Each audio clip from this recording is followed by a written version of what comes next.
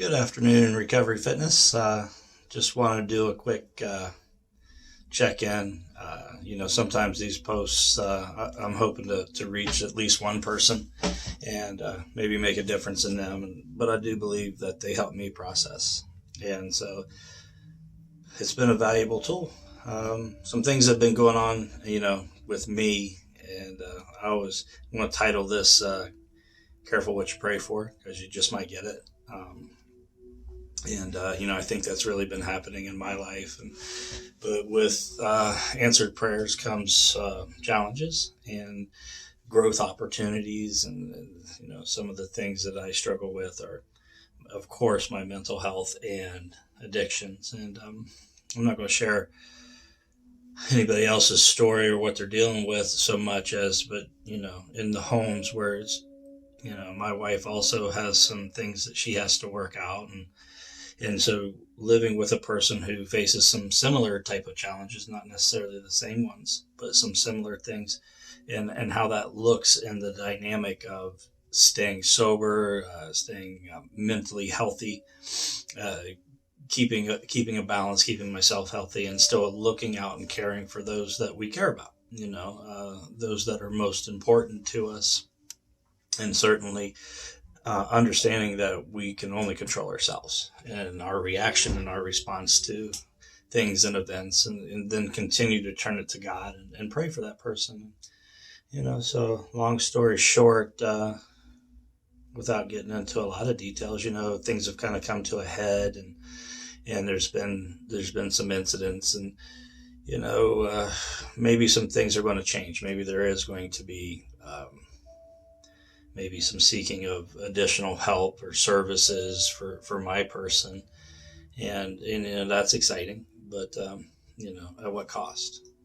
And there's always a cost, and I don't know any part of future, but sometimes there has to be sacrifice made, and hence the saying, be careful what you wish for, careful what you pray for. So we have to deal with that too, and while the other person's in pain, and then the pain that they can inflict on us, and vice versa, and then the things that we struggle with just on a day to day anyway, in a sense of loss and grief, and having to be aware that sometimes we have to set those people free and allow them their journey, and we can't be a part of it.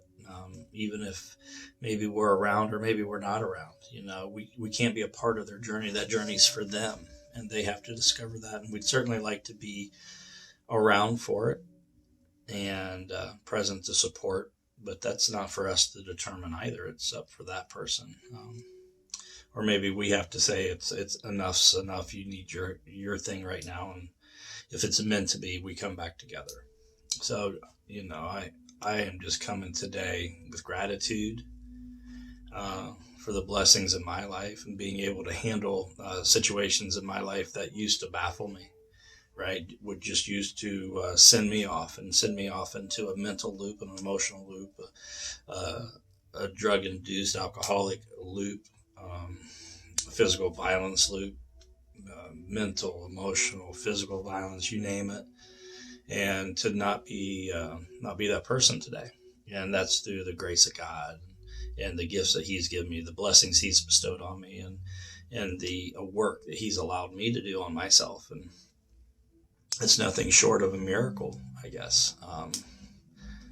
And I have to remember that I must keep doing those things in order to stay fit, and keep practicing in those principles in my life.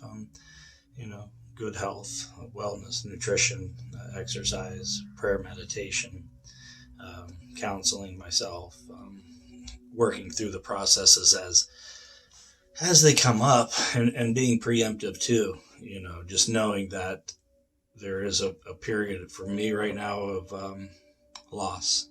I feel like I lost my best friend, um, and I know it'll work out in God's plan, in God's way. But things right now are uncertain, and I get it. And when I was going through my dark night of the soul, I'm sure my partner felt the same way in many ways. because she couldn't take it with me. So, we have to continue our faith in Christ, continue our faith in God, and allow for that person to have their journey and walk hand in hand with Christ as long as He needs them to do that. And that's where, the faith has to come in of everything is exactly as it should be right now. God doesn't make mistakes, so I know this is what's supposed to be going on.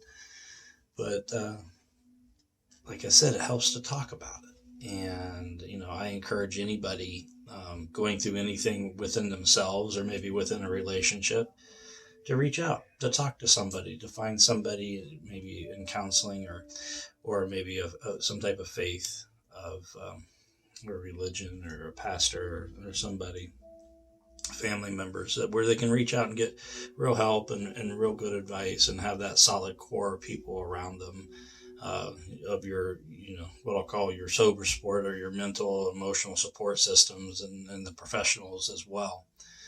And make sure that you continue to put yourself as a priority and being of service and being humble, to not be reactionary, to be responsive and to respond with love and kindness and compassion, but also understanding that love doesn't mean just all tenderness. Sometimes love is strong and has strong boundaries, and sometimes love has to be what may look like being unkind or uncompassionate, but it is deep down. It is deep down in the, as long as it's seeking for the best interest of that person and those people that are around. So, I don't know, just checking in today. I know a lot of us go through this and struggle with this, especially those of us that are in addiction, because those are the type of relationships that we either formed before we got healthy or maybe still sought out afterwards, and the power of attraction. And also understanding that all of us are on a healing journey to elevate ourselves and to become the best version of ourselves. And God does give us tests and trials and tribulations, and He gives us things in life that we must work through at some point or another. And I have faith that no matter what the outcome of any of this is, that I'm going to be exactly where He needs me to be. And maybe this is the calling God's got for me, where He's moving me. It's not all about the other person. Sometimes it's about what God's doing for me that I can't do for myself, that I wouldn't do for myself had He not released me and given me some pain and suffering and reflection and pulling me closer to Him by doing so. So I'm remembering that as well. The value of understanding that I am more than just the sum of my gym membership or my job or my relationship with kids or my parents or my wife or whoever it may be. I am more than just those individual things, but yet I'm a whole of it all and fulfilling the primary purpose of life, what God gave me to do, which I believe is to become the best version of myself so I can help others. But how do I help others? Sometimes it's not always how I envision it. Sometimes the big guy's got other ideas of how he wants to use me.